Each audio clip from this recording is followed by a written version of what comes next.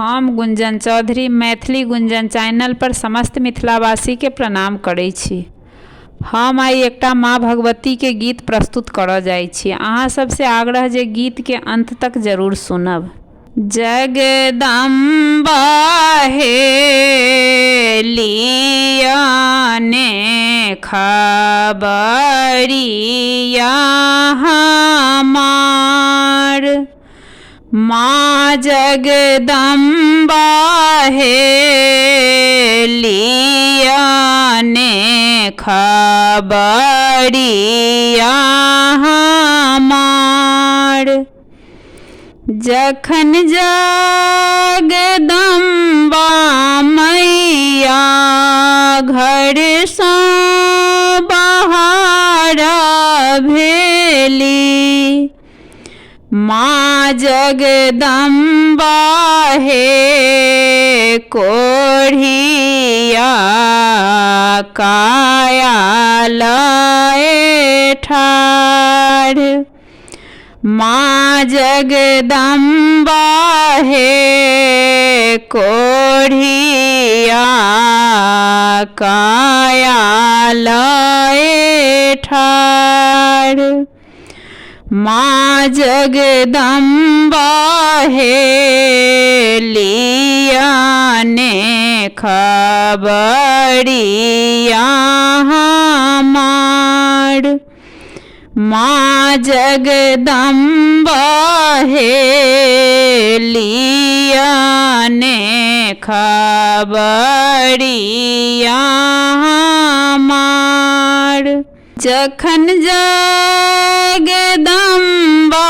मैया आंगन सँ बाहर भेली, माँ जगदम्बा हे आन्हरा नैना लए ठाढ़। माँ जगदम्बा हे आन्हरा नैना लए ठाढ़। माँ जगदम्बा हे लियाने खबरिया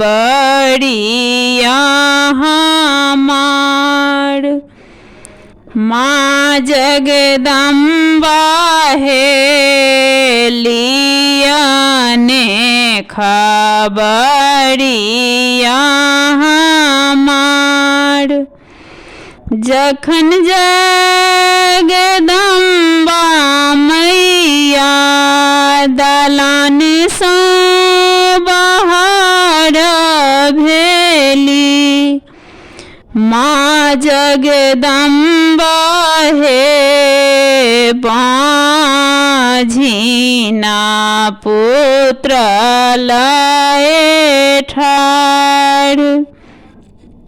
माँ जगदम्बा हे बाँझिना पुत्र लए ठाढ़। माँ जगदम्बा हे लियाने खबरिया हमार, माँ जगदम्बा हे लियाने खबरिया हमार।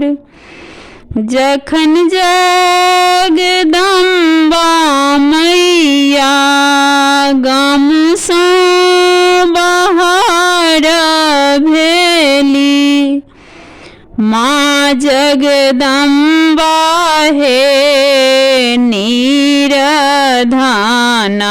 धाना लए ठाढ़। माँ जगदम्बा हे नीरधाना धाना लए ठाढ़। माँ जगदम्बा हे लियाने खबरिया